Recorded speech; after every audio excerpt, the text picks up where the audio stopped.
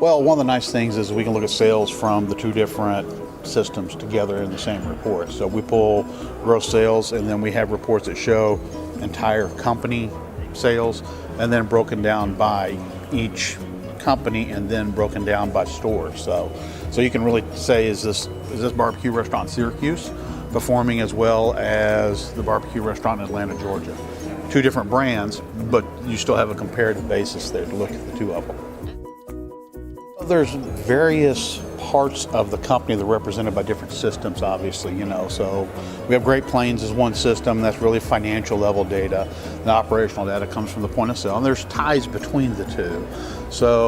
But the systems don't necessarily talk to each other. So Mirus is a nice center point to bring the different items into, so that we can kind of compare apples and oranges, really. The weather, National Weather Service, that might be a good one. Just because that's Syracuse, it gets some snow. In fact, we have a store in Buffalo too, and they can get a lot of snow. So that would be good to be able to track back and see, okay, well, great, we're rolling over a soft period from last year. Well, why was it soft? Oh, they had 10 inches of snow that day. We look a lot at labor sales.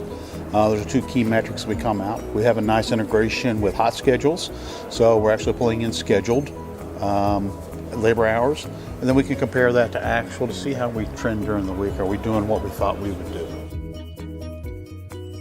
So I've started to look at as far as like beverage sales. Am I getting beverages on every table? So now you can set that up in the point of sale, but a lot of times it's like, well, one beverage, even though there's 5 people, that's fine. It still counts that they ring up a beverage. So that's kind of the first place to look at it. Then we'll probably move more towards discounts and coupons and voids, because those are, my experience, is where people like to take your money. Oh, I'd say it's impacted it positively. So at the end of the day, we can look at information outside of the point of sale system, because a lot of times they provide roll-up information, but it's not all that granular. You can't really dive into check detail if you want to.